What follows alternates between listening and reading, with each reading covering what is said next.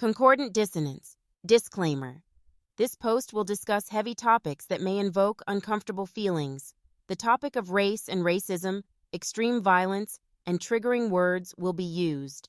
This is for educational purposes. Fact-check everything. This post is not made to harass anyone. It is not made to bully anyone. It is not a targeting anyone. It is not made to promote hate based on identity, gender, race, religion, or ethnicity, etc. It is the discussion of race and race relations. This is a snowflake disclaimer. I am not discussing any individual. This is an analysis of Black society and issues. If you disagree, please state why or call out anything. This is made to discuss these issues, and hopefully I can learn something new through these exchanges. Racial slurs will be referenced. In this discussion, let's 1. Remember the human. Deconstructing racism in European society can be an intense subject. Remember the human. 2. Behave like you would in real life. 3. Look for the original source of the content, which this is the OG. 4. I have searched for duplicates and I have written it, and if asked, I can provide sources. 5. Be real, mask off, with one another is the only rule of the community. During WYs in Europe, there was a phenomenon known as collaboration horizontale. During the German occupation of France, a lot of French women had been accused of having romantic and sexual relationships with German troops. After the liberation of France, these women were subjected to public humiliation and were oftentimes marched through the streets with their heads shaved as a mark of disgrace. It was extrajudicial punishment, reflecting the societal anger against the perceived betrayal, and they were shamed and ostracized. Accusations were often driven by a mix of genuine collaboration, survival strategies, and sometimes they were simply consensual relationships. Some women would interact with the opposition forces for resources, protections, or other reasons. There was a power dynamic at play here, and one can argue that they were exploitative in nature due to this dynamic. Collaboration horizontale has been seen throughout human history. There was a time when earlier human societies organized raiding parties with the sole intention of kidnapping women. We've also seen this in many other conflicts from ancient history to more recent times, like during the Vietnam and Korean Wars. Women were accused of collaborating with invading forces, either voluntarily or under coercion. But these accusations and the subsequent punishments often served to reassure patriarchal control societal norms that were disrupted by war if an invading force had emasculated the men of the nation. War inevitably brings out desperation and the survival strategies that many women engaged in, with occupying forces out of necessity, were to get protection and resources for themselves and their families. These same women were used as scapegoats, as were shamed as traitors. The Rhineland bastard is an insidious and disgusting term used in Nazi Germany to describe Afro-Germans who were born out of the mixed-race relationships between white German women and Black African men of the French army who were stationed in the Rhineland during the occupation of it by France after WWI. What interests me most about this particular case was how what a lot of European societies did to the areas they colonized happened in the Rhineland, and the overall backlash that they incurred was fierce opposition, and they forcibly sterilized them and socially ostracized as their mothers were seen as traitors who didn't practice racial loyalty. Even though there were men that had done the same, an unspoken social rule was brought to light. It is okay when our men are the ones pillaging the motherland of another nation. We see this occurring in European colonial societies, where women were brutally rechomed as the spoils of war. It was actually used as a threat to cities to intimidate them into surrendering instead of long sieges. We see collaboration horizontal in Algeria, French, India, British, and Indonesia, Dutch, to name a few. I would like to mention the practice of hypergamy as well, as the relationship between evolutionary psychology and survival strategies are definitely interlinked. Evolutionary psychology suffuses that women have evolved to be selective in their mate choices due to the higher biological investment in offspring due to pregnancy, childbirth, and nursing. This selective behavior is driven by the need to find partners who have desirable traits, but that can also provide resources, protection, and stability, which will increase the survival and success of their children. This concept aligns with the idea of hypergamy. As women seek partners of higher socioeconomic status, it is viewed as an adaptive strategy to ensure better resources and protection for themselves and their offspring. In various contexts throughout history, women have pursued relationships with higher status men as a means of acquiring resources and ensuring economic stability. Even in the angle of social mobility, forming alliances with higher status individuals could offer women and their families access to the social ladder of that society. I have brought up the trope of sleeping with the enemy via collaboration, horizontal, and hypergamy because this is very crucial to the story of racial occupation in America. In Death of a Nation, we dug deep into the allegorical symbology of nation and the motherland, as the motherland is symbolized as a woman giving birth to a nation or people. To understand the idea of white purity, we must realize that whiteness is something that must be maintained. WS would see racial mixing with black people as a corrupting agent in the bloodline. There is historical evidence that suggests European colonists intentionally created and manipulated mixed-race populations as a means of maintaining control and managing colonial societies. This practice often aimed to establish buffer classes, or intermediary groups, that could serve a bridge between the colonizers and the colonized. Many nations have been absorbed or usurped this way. For those who have read previous articles I have written, I mention constantly that the USA successfully mitigated Brazil, Haiti, and Liberia. Today we will be exploring why I say they have mitigated Brazil. Brazil is to be seen from the Iberian perspective, which had a different point of view than the English perspective, wherein the USA, in the English societies, they had more of an incentive to subscribe to the tenet of white purity, and the doctrine of the one-drop rule was born from this. We must also remember that the USA absorbed multiple cultures as it expanded. Blanqueamiento, whitening. In Latin America, they had a different view or mission where they aimed to whiten the population by encouraging marriage between white people and people of African or indigenous descent. It was a part of the colonizing efforts. Women of African and indigenous descent engaged in hypergamous relationships with white men to improve their social and economic status. The formation of the casta system was born out of the idea that colonial societies should function under a hierarchical race-based caste system.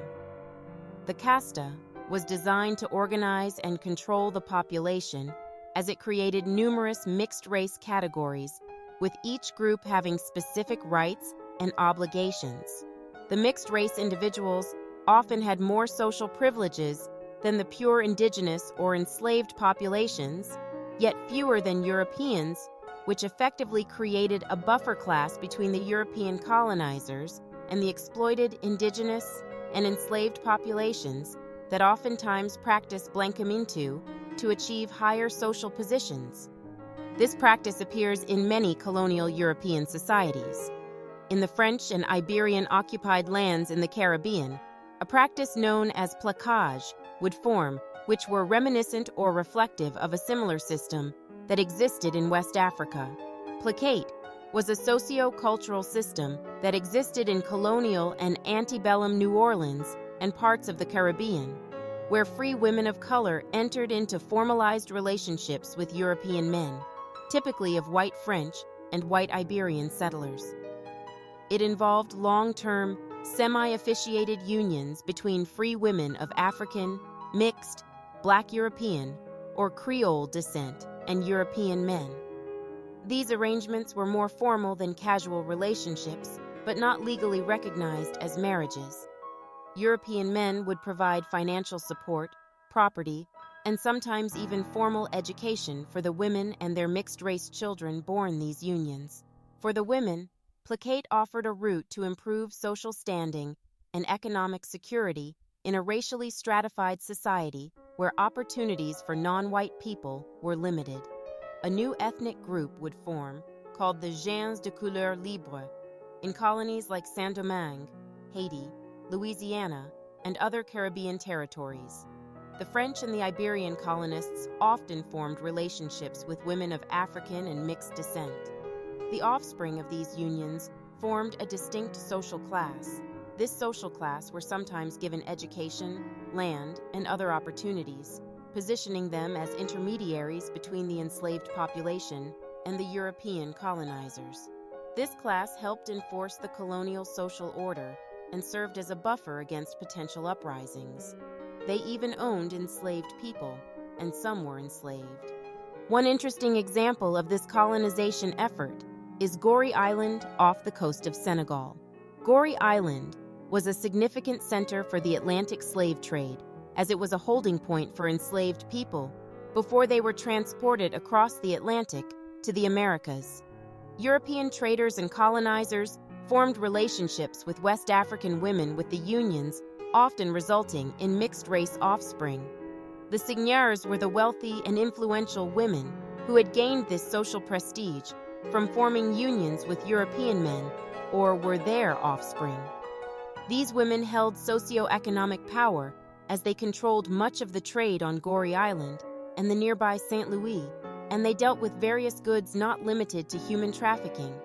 They engaged in formalized relationships with European men, but these unions were not legally recognized as marriages, yet they bore them and their offspring socioeconomic advantages. The seigneurs owned property, ran businesses, and held influence over both the African and European spheres because they acted as cultural brokers between both spheres. We've seen this system in South Africa and the creation of the colored population, in Indian with the Anglo-Indian, all throughout colonial societies in other parts of Asia. The purpose being by creating distinct groups with vested interests in maintaining the social order, colonizers could rely on these buffer classes to manage the population. It was just another divide and rule tactic, as the mixed-race populations often adopted aspects of both cultures. Genocide by absorption represents a deliberate attempt to erase the cultural and social identity of a group through assimilation policies. It is often subtle and slow, yet has profoundly damaging effects as it targets the foundations of a people. The experience of Black Americans, while under racial occupation, exhibit elements of undergoing cultural genocide due to internal colonization, integration. Enslaved people were stripped of their cultural identities and were deliberately separated from others who spoke the same language or came from the same ethnic group. The colonizers did this to prevent the formation of cohesive cultural communications. The mother tongue, religion, and practices were often suppressed as enslaved people were forced to adopt English and Christianity at the threat of violence, not to mention how families were torn apart via sale. Post-emancipation, or the racial occupation era, where we've seen how LEPs enforced the marginalization of Black Americans in order to maintain white supremacy and hinder the development and preservation of Black cultural institutions, and also the formation of new cultural institutions. Black Americans were denied access to quality education and were forced into segregated schools with curricula that indoctrinated Black Americans with a false narrative that distorted history and sought to indoctrinate them with white supremacy. This is the slow process of integration, assimilation, absorption, or as I call it, internal colonization. It is whitewashing, to not only make you forget who you are, but distort it with the narrative they want you to be and give you something to inspire to become like them. They conditioned society to worship the idea of whiteness and to demonize Blackness. This would transport into internalized racism, racial purity, and colorism. It would be unwise to assume the traditions of the Creoles weren't absorbed into social consciousness of America, as these populations would be absorbed into the USA after the Louisiana Purchase. In this context, we can infer that practicing plaquage were promoted to Creole women due to hypergamy, which was a system non-white men couldn't participate in. Most, if not the majority, of these unions were white men with indigenous populations of women wherever they were located, and not all of them were exploitative. There were consensual relationships formed out of choice. I want you all to think, if a rich man marries a poor woman, does the poor woman become rich? Anti-miscegenation laws existed solely to prevent white men from marrying black women, even though sexual exploitation of BW was rampant. The BW doesn't become a WW, but she now gains access to white privilege via her marriage to the WM. She validates his paradigm. What makes someone a white supremacist?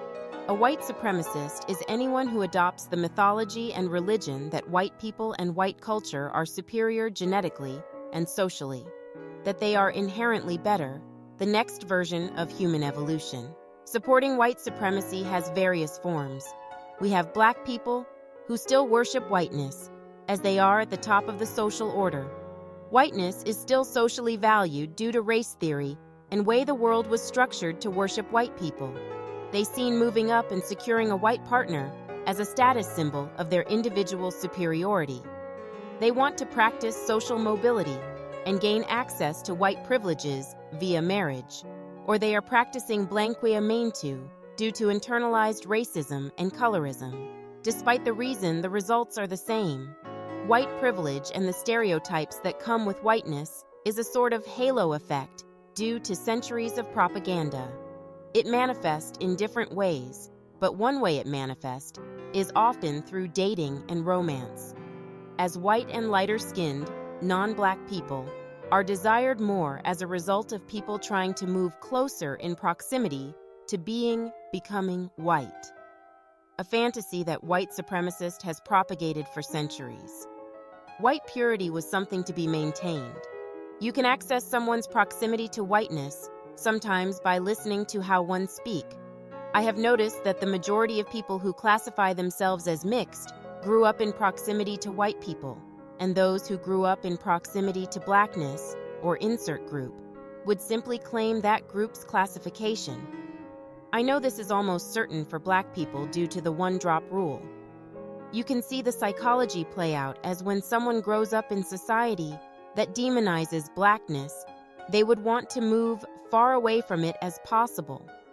Black people are perceived as a force of corruption, which in my honest opinion was all projections from the sexual fetishization white society had for the consumption of black people, and which is why black people and black culture is still being commodified and cannibalized. Enslaved people were subjected to inhumane actions. There is substantial evidence that practices related to forced breeding and the manipulation of reproduction amongst enslaved people occurred in the USA. There are too many accounts. During slavery, the sexual fetishization of black women by white slavers was rampant. Enslaved women were often subjected to sexual abuse and rape, justified by the Jezebel stereotype, which depicted them as naturally lascivious and immoral. Miscegenation laws reinforced the racial hierarchy by criminalizing relationships between white people and people of other races, particularly black individuals. These laws existed to prevent the dilution of the white race and to maintain social and economic control over black people. What's important to note, however, was the design was simply to prevent black men from corrupting white women and prevent white men from marrying black women. The latest rebranding is the promotion of divestment theory. It is white supremacy ideology being adopted by the intersection of race, sex, and color, with some under the facade. The cookie jar argument taking precedence. Black men practicing IR more is a lie that dates back to the earliest days of racial occupation. To conquer a people or a nation, you attack the womb. Strong black family nuclear units, strong black community networks, and black empowerment. Black families, black culture, black communities are the foundational steps to black power. What they have done is fragment and weaken these cultural institutions. They want to divest out of a community they feel has neglected them. The Black woman in America feels abandoned and forsaken, and the Black men feel emasculated and effeminate.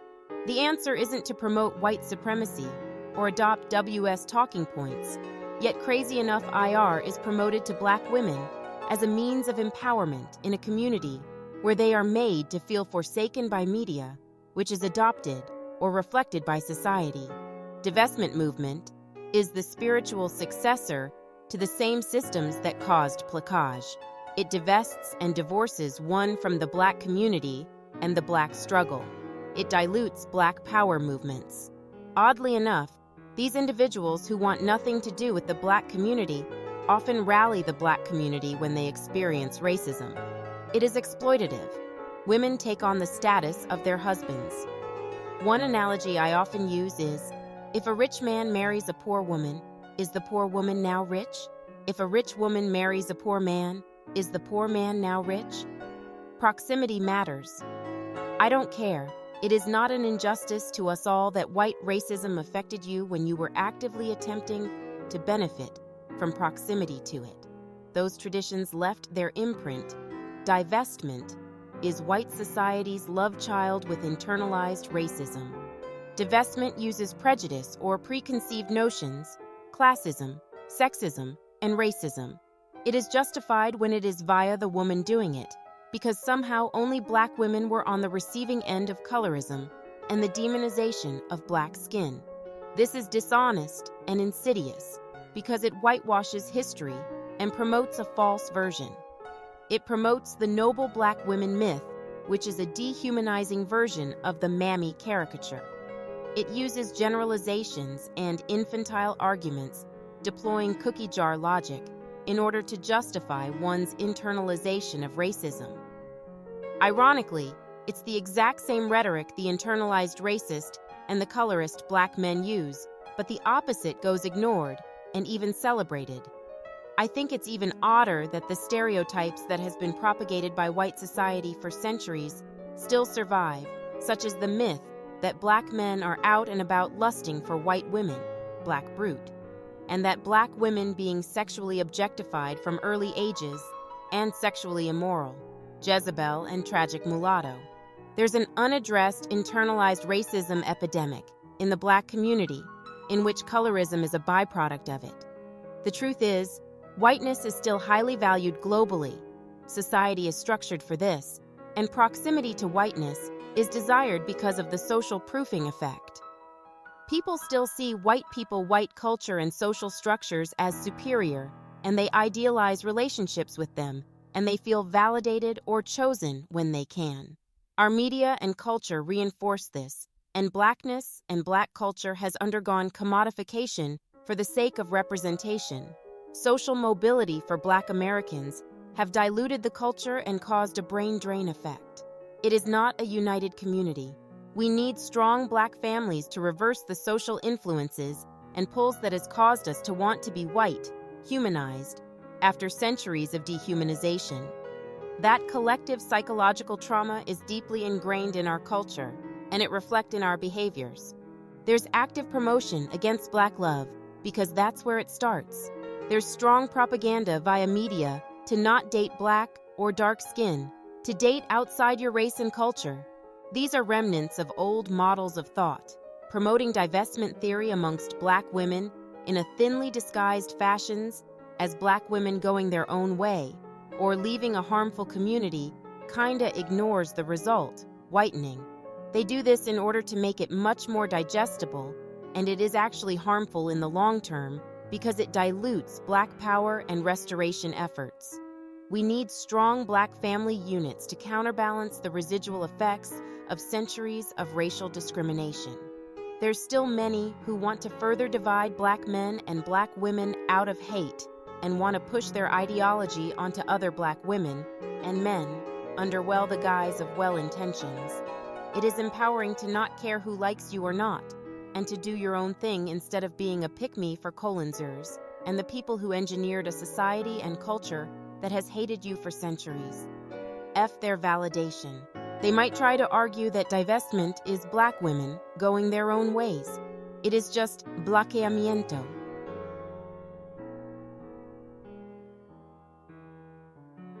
The destroyed black families. They destroyed black neighborhoods and communities and filled them with drugs and thus crime. They then used crime to disproportionately lock up black men, further destroying homes via neo-slavery. They put black men and black women against each other and promoted the culture that developed out of the worn, torn, racial-occupied areas as black culture instead of an aspect. They promoted harmful ideology. We adopted their worldview and played their game. We are only demons in their eyes. Black restoration of the black family nuclear unit and thus restoring Black America can only be achieved through race unity. America could have become as racially intermixed as Brazil. For all intents and purposes, America should be as intermixed as Brazil. The implementation of the one-drop rule and the doctrines of white purity, upheld by the ethno-religion of the white supremacist, prevented this while projecting racialized propaganda that they claimed black men were doing to white women. To justify their oppressive actions and the sexual violence they directed at black women, white supremacists propagated harmful racial caricatures such as the Black Brute and the Jezebel. The Black Brute stereotype portrayed black men as dangerous and hypersexual, allegedly posing a threat to white women, while the Jezebel stereotype depicted black women as promiscuous and available for sexual exploitation. These stereotypes were used to rationalize the lynching of black men and the systemic rape and abuse of black women by white men. They prevented Brazil in America, despite similar conditions, by selling their own children into slavery.